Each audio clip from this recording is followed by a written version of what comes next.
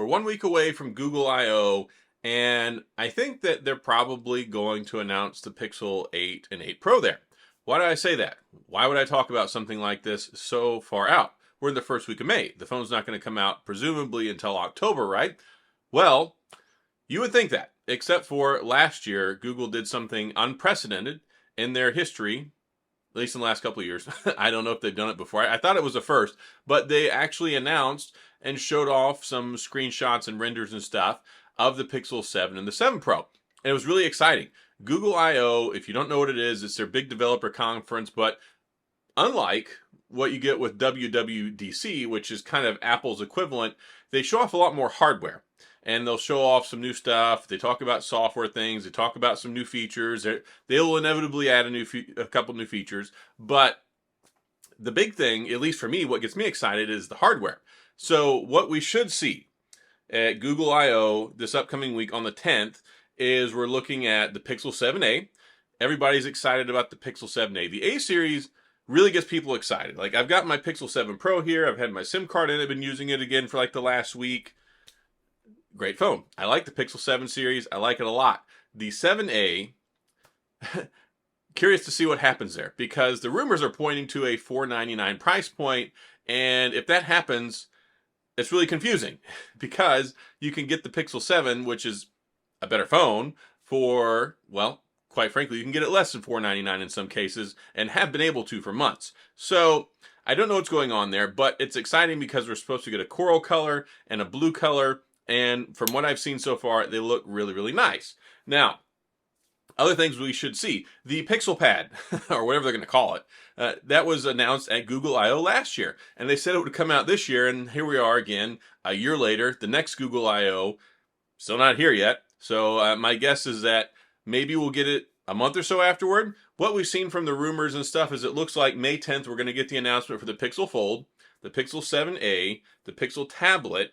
And those three things combined, we're looking at probably around a June 27th launch date to when you can actually get one. Of course, pre-orders will happen before then. So, exciting times. I'm looking forward to seeing what happens because, I mean, if you're here watching my channel as a regular subscriber and watcher, you know that I cover the Pixel stuff extensively. I just talked a couple of days ago how they dropped the new security patch and update.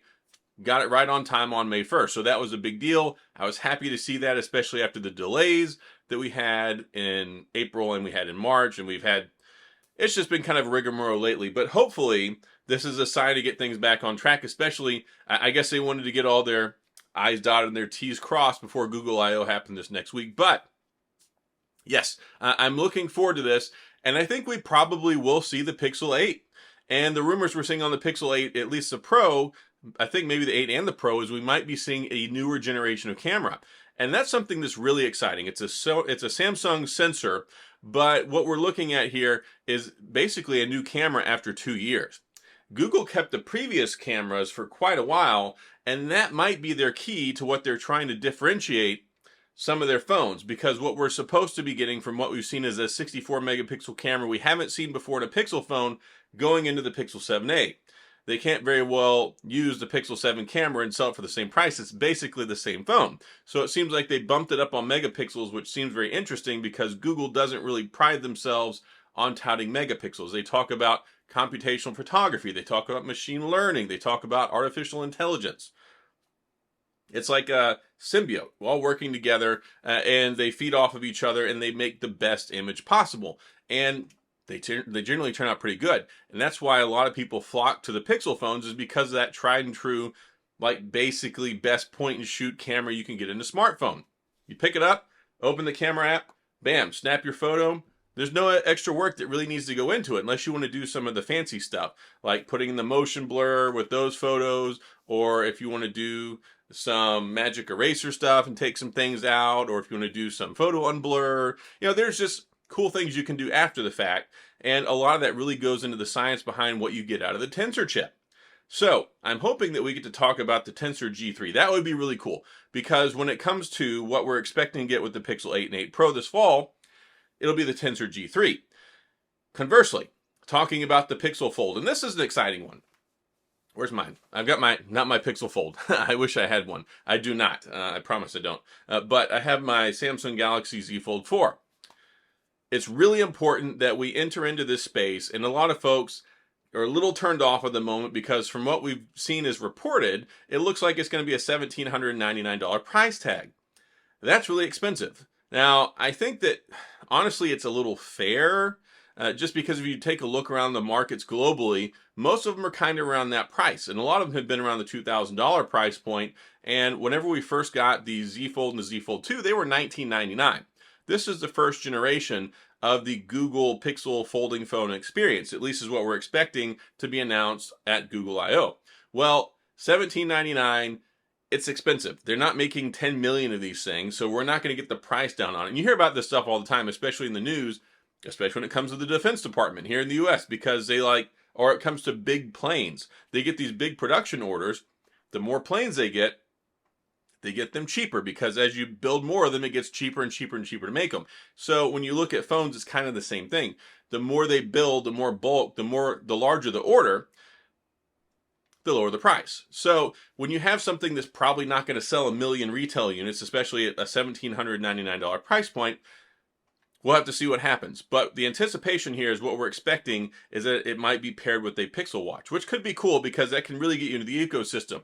And this is like phase 2 or phase 3 really of the Google Pixel ecosystem. We got the phones, we got the earbuds, we got the watch. Now we're going to enter stage left. We got the tablet. We're going to have the Pixel Fold that comes along with it.